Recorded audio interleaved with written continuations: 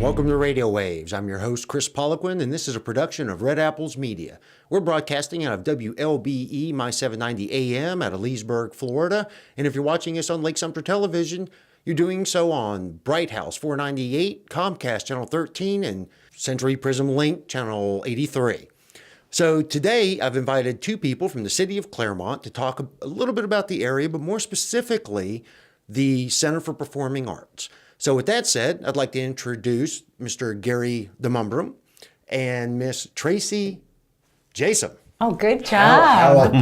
I was waiting to see. Shame on me. No, I was waiting to see. Good job. Yeah, I'm particularly impressed that you got DeMumbrum the first try. I've only been practicing for a couple of weeks. That's all. Just a couple. Good so thank you guys very much and welcome to the show. Thank you very much. We're glad to be here. Thanks for having us. Anytime. So, are you serious? Oh, yeah. You can come back as often as you like. Gary? Well, we'll see you tomorrow. Thank you. No. Maybe not every time, anytime. All right, so let's talk about the center. It's fairly new, right? Yeah. How long has it been around, and what exactly, for our listeners who maybe are more localized to Mount Dora and Leesburg and Eustis, to the north side of Lake County, what do they need to know about the center? Sure. Well, we're in our third season right now. We started our inaugural season started in September of 2015.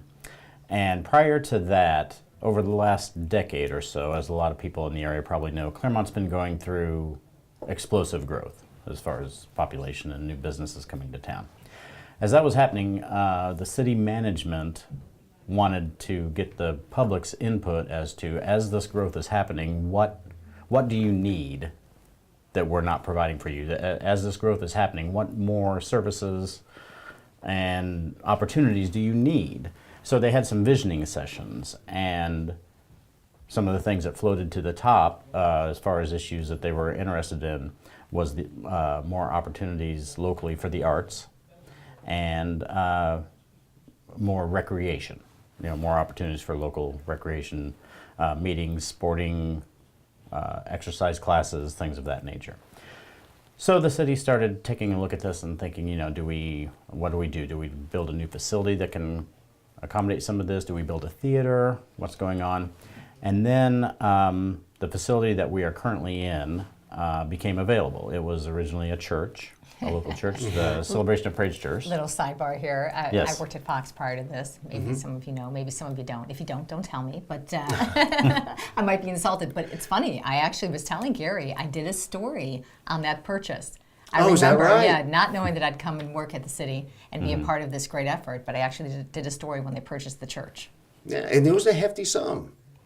It was a hefty sum, but a good deal as well. For the size of the property and the size of the building, it really was a good deal. It was about $6.3 million, which, as far as property value and the value of the facility, was really pennies on the dollar, almost. really. Seriously. Actually, it was a great deal. And someone approached the city and said, "This facility, would the city be interested in this facility? They need to sell it." And they came and took a look at it, and it had, of course, the large sanctuary and a smaller theater.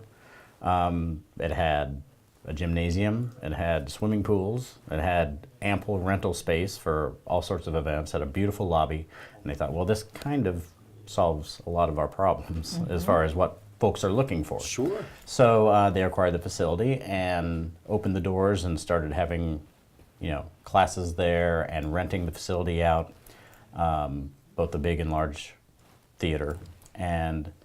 But the big goal was eventually they wanted to have their own performing arts center, not just rent it out. They wanted, obviously it's a big part of what the facility is the area's community center. So they want it available to organizations to be able to rent out and have galas and meetings and things of that nature. But they also wanted to bring in shows and concerts and things from out of town so people don't have to drive to Orlando and do that. Did Clermont not have a facility like this, or was it just outdated, No. too small? There was no facility at wasn't all. one. That was the story that I did. The story was, wow, what a great vision to take advantage of this really great deal, this church. It really was pennies on the dollar when you looked at what you were getting. And then the idea that this city that's going through this growth is actually going to anchor part of its growth on the arts. How fascinating is that? How forward-thinking is that? Because a lot of, well, you know, you're from Lake County, so if you rewind a few decades, I think it was sort of a concept that people necessarily would not associate with a city in Lake County. And things have really changed. I think for the good. And Clermont is growing. And while maintaining that Lake County feel and that small town feel, yes, there's also growth in this forward thinking and hence the performing arts. Exactly. Okay, because again, I think a lot of people, I don't want to say we're moving away from the arts, but over the last couple of decades, you see more and more. Now, I'm talking more of the like art classes, right? But it's becoming less important in basic education. So that exposure, in my opinion, for the youth or other people are like, well, who cares? You know, it's not important because they haven't been exposed to it, learned anything about it. Now, I'm not talking about Crayola coloring in kindergarten, but I mean traditional art classes, music classes, dance and theater, which most of the high schools still do to a certain extent. Sure. I was going to actually, it's funny, the first half of that sentence, I was like, yes, nodding my head. For those of you on radio, TV, you'll see I was nodding my head. But I thought the second part of that sentence was going to be, and that's why it's more crucial. Because they're not getting the exposure. And I think you're seeing that more, that other entities and citizens and gosh knows parents, I have a little girl, people are making more of an effort to expose themselves and their children to the arts because unfortunately you're right. I don't know where that idea came from. That arts, that's a whole different topic for a whole different show. It is. Oh, it is. It's very near and dear to my heart. I've been in this industry for decades now. In almost any aspect of it you can imagine. I started out like many do as a performer, and I've been on the technical side of things, on the management side of things, production and producing, things of that nature. But over the years I've certainly seen how there's been less of an emphasis in the public school system on arts and music and things of that nature. So it's really important that facilities like us pick up that slack and provide that exposure and that education. And over our first few seasons here, we've tried very hard to really, our initial goal is to just, what does the community want to see? What would they like us to bring in? What are they willing to spend their dollars on? So providing a really good variety and finding the things that really, resonate with people has been very important. But what I want to do moving forward, in addition to that, is to really look at, okay, what kind of family programming can we provide? What kind of educational opportunities can we do with the local school systems to, like you're saying, take up the slack for what's not available in the classroom as much as it has been in decades past. Okay, so it sounds to me like it's been fairly successful then. I mean, are you packing the houses? Are you able to find that content? Because in the second half of the show, we'll certainly get into it if you don't mind. Sure. Just so that our listeners know what to expect or at least where they can get the information. Absolutely. But speaking of which, if someone does want to get more information on CPAC, where can they get it? Well, they can certainly, if they have access to the internet, they can go to our website, www.clermontpac.com. They can call our box office at 352-394-4800. They can call me directly, 352-708-5955. You better say that again. 352-708-5955. But no, I'm got the happy. voice I'm for it. happy He to talk to does. you. I didn't know this, by the way. I'm- Did he do radio too in addition to performing? Not radio per se, but I've done some film stuff. So. Oh, we're going to talk about that. Okay. Yeah, no, I'm happy to talk to anyone. I'm excited. I relocated to Central Florida specifically for this position, for this opportunity to start a performing arts center from scratch, and so I'm very invested in it and interested in seeing it succeed and be really an asset for the community and providing what they need, so they don't have to.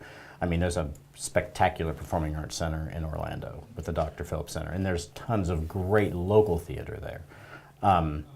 We just want to be an enhancement and an option in addition to that. We don't, Sure. we're trying to compete with that. We just want to be, okay, look, we're an option that you have here where you don't have to drive to Orlando. You don't have to pay to park. You don't have to, there's those expenses. You can just go, and then 10 minutes, after the show, 10 minutes, you're home. So, we want to be able to provide that.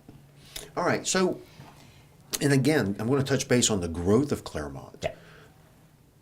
It's because we've had a couple of guests, the city manager, a couple of Lake County representatives, and the growth in Lake County alone is, coming up. Right. Oh, absolutely. Okay. Clermont, it's one of the top, if not Yes. the top. Yep. So you're going to have a huge population. Have you seen changes in population for Clermont within the Center for the Performing Arts? We I certainly mean, have, is it becoming more busy, for lack of a better term? yeah, we have certainly seen growth over our first 3 seasons. Absolutely, there's no question about it. And we get more and more inquiries each year from people who are new to the area that are looking for things to do. We're moving here. What's available to us, and what all there is to do in Clermont. Absolutely. All right, well, we're going to take a quick break. And when we return, we're going to get into some of the events, type of events, and who can and who should go to the center. We'll be right back.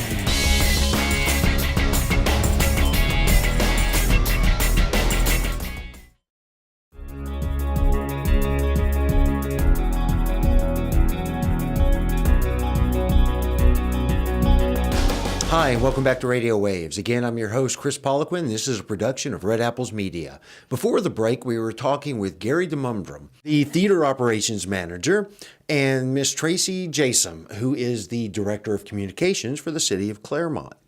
So before the break, we were talking a little bit, well, actually a lot, about some of the growth and how it's affecting the Center for Performing Arts, and the idea behind it, because it sounds to me like the community was going, that is kind of a needed facility for our area. Yes. People are looking for more things to do locally. It's not just, this is where my housing development is located and this is where Right. I'm at, and then we go to Orlando to do everything. It's growing. There's so much available here.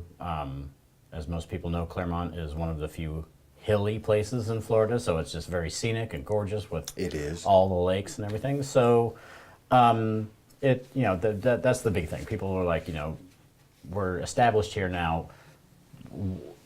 What can we do here? Let's do this. Let's have our own things to do here, so we don't have to drive here or there or wherever to have what we do. I think that, and also I think what I've seen in Clermont, both from covering the news over the years and watching it change, and then being here a short time, picking your brain, and being in various meetings, is that there's also a sophisticated element to Clermont that wants arts and that wants things like that. And then, so what's exciting about things changing and more folks moving in and things like that is that we have the base, the people that already yearned for it and wanted it, and we're giving it to them. And then we have these new people coming in that actually affords us the opportunity perhaps to bring in different types of shows to cater to them. Correct. And then more people will be coming. And it's sort of, I don't know, Gary, this is your baby, but tell me if you would kind of characterize it like this. We're in the middle of sort of a feeding frenzy off of each other. You got the theater, you got I think folks so. coming in, you Right. got folks coming in who want different things, different shows coming, Right. different shows coming, more people coming. Yeah, that's very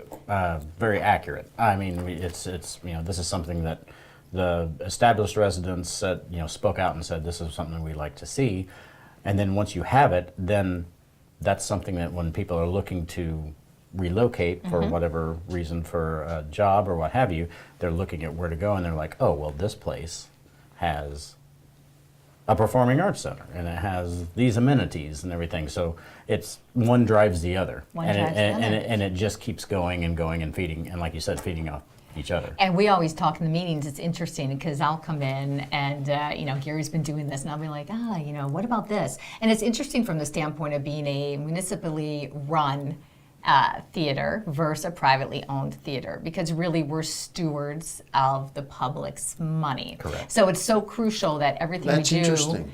Right. Well, you have to consider that. You want to take some risks, but you want to make sure you're serving, because after all, the people are paying for this, and they wanted this, and we wanted to oblige. That said, you also want to gently lead and Right. cater to new folks coming in, because folks like Gary have the knowledge and the expertise and the wealth of experience coming from Indy there, right? Yes, Moving all the way yes. down here, but seriously, and all his experience all around the country. So it's that delicate balance of serving the people that paid for this venue, and then envisioning who's coming and trying to attract new people and gently leading them, right? Yes, I completely agree with that. It's one of those things. It's kind of a privilege and a curse. Sure. It's a privilege to Sure. be a steward of and have, that be entrusted to, wisely handle the funds of the community, but we can't just say, okay, this is going to be great. We're going to do all this stuff, and we're just going to do this, but we can't necessarily Of just course not. charge ahead. So we have to be course very not. smart about it and make sure the community's on board for things, and that we're bringing in the right kind of acts that they want to see. Now, let's talk a little bit about that, because I've visited the website and I've looked around, and there is quite a variety of Yes. different types of shows and things. Can you talk to me a little bit about that, so our listeners know that it's not all just music or folk dancing or something that they may or may not be interested in? Absolutely, and we are most certainly still, every year is a learning process. We're still most certainly learning our demographic, finding out what people want, finding out what the comfortable price points are for shows and things of that nature. It's from the beginning we wanted to, we just came in with really no data on what the local community wants to see. So we're put a wide variety of things out there to kind of gauge what people are wanting to see. We've got a lot of concerts, both classic style concerts like upcoming in December. A show we're having this year, which we also had in our inaugural season, that was very, very popular. Motown Christmas Spectacular. It features a group called the Motortown All-Stars, which is made up of former members of the Temptations and some of those great groups of that doo-wop Really? era. Yeah, very much so. And it also has special guest stars. The original Vandellas will be part of that show. Okay. That's going to be a cool show. Yeah. It is. It was very well received. We're pretty, technical sellout for that show our first year. Very, very popular, and it's going to be the same way this year. We want to do a whole lot more with that. We've had a show called The Greatest Pirate Story Never Told, which is kind of an audience interaction where the audience actually helps build the story as it goes. Okay. And there's more to come. I know I'm not supposed to say anything about it, but we're kicking around some pretty cool ideas. Yeah, So we've got if some you great ideas. We're working on next some season little now, so ones, we've got yeah. Oh, okay. In Okay. particular, if you got some little girls, maybe, who like to dress up, that's all I can say. I know I got one. And so this could be kind of cool. Princess stuff. Uh-oh.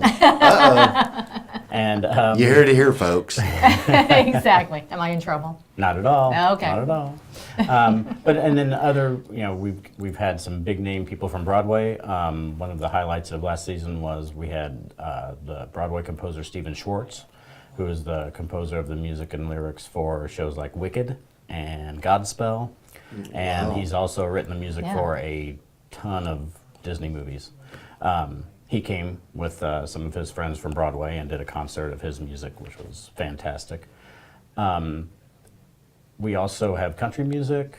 We've had a lot of concerts. Our venue, to talk about the actual physicality of the space a little bit, because it was Because there's a couple of venues within the facility. correct, right.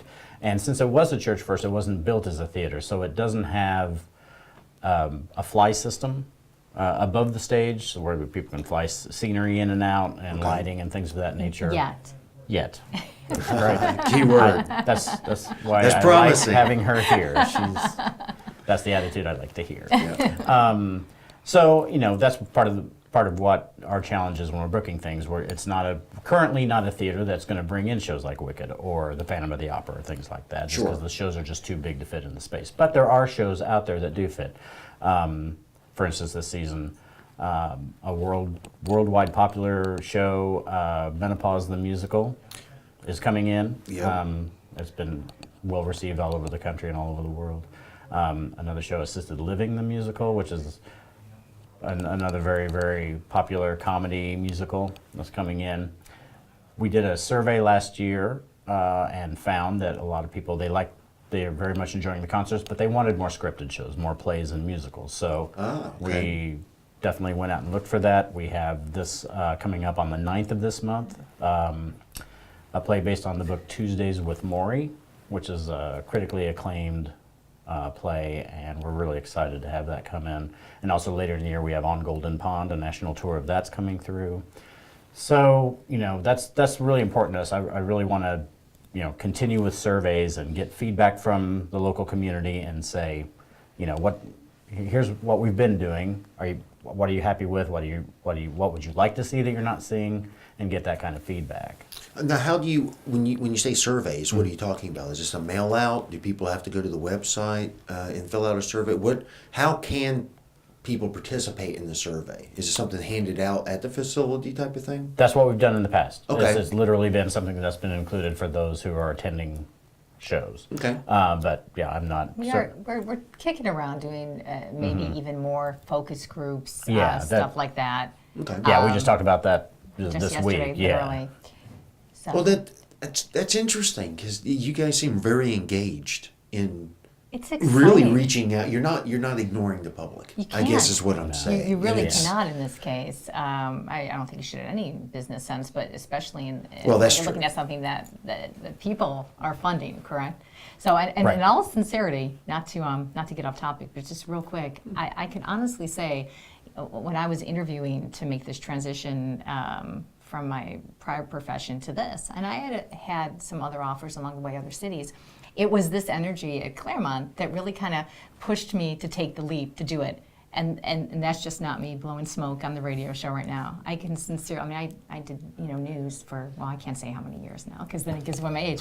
4 or 5. I don't like to, 4 or 5, exactly. But no, seriously, I interviewed with everybody, talked to everyone, and Gary, just his energy and his passion and his commitment, and you kind of see that throughout Clermont. It's really a special place, but I'm excited. I felt the same way when I came down and started, visiting Clermont and talking about this opportunity. I was just really almost taken aback by the growth and the excitement and the passion of the people who were here. That played a very large part in me making the decision. Yeah, let's talking to my family. So let's do this. Let's relocate from the Midwest and go start this thing. And Thank so goodness. you came straight from the Midwest. You did. Absolutely. Straight for this job. Well, that's Straight for this theater. To me, that says so a lot. It really does. It says everything.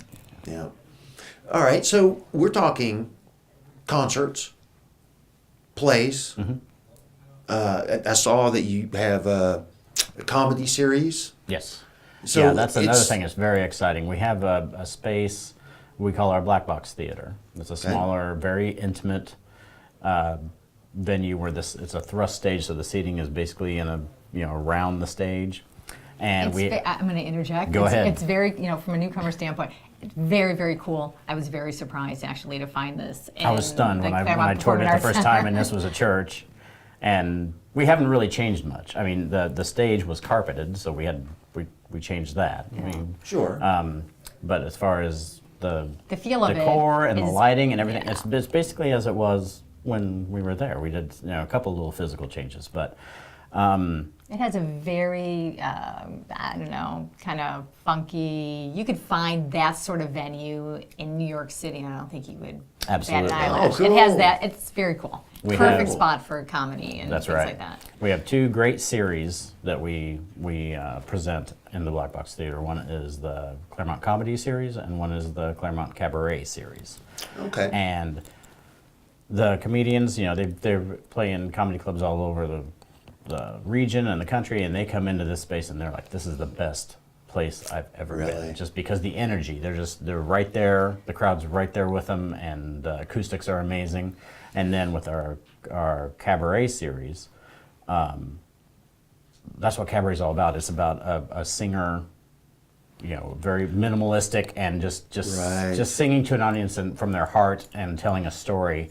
and that venue is perfect for that. And we have on the 22nd a very popular Orlando area actor and singer Sean Kilgore is doing a Christmas cabaret on the 22nd at 8 p.m. in our Black Box Theater, and it's a lot of some Christmas, some not. It's going to be really a wonderful Christmas opportunity for people if they want to get out and see a good Christmas show. But it's really fantastic. Okay, so let me ask you: are you the only people that organize the events there, or can people within Clermont or surrounding areas? Because you kind of alluded to maybe renting space. Do you offer the facility to businesses? Birthday parties. I mean, what do you? Who has access to it? It's the community's facility. I mean, that's what it boils down to. During our Performing Arts series, which basically runs from latter part of September through May, when it comes to booking, ticketed shows, we handle that for the two main theaters. Sure. But we do have in our main stage, which has flexible seating, so we can set it up as tables, with round tables or rows of seating like traditional theatrical setup. That will, we rent that out to, Whoever. groups who want to have galas and meetings, and we do that during the performance season as well. So, and then in the summertime, if people want to, when we're out of season, if people want to rent it for productions, they can as well. They can. And where can they get that information from? They can get that at www.clermontperformingarts.com or clermontpac.com as well. And just calling the main number, and if they want to talk to someone about renting a facility, they can ask for. So what are you doing coming up December 9th? Going to the CPAC. Yeah, absolutely. Well, guys, thank you so much for being my guest today. That's all the time we have. And that concludes our show. So we'll see you next time.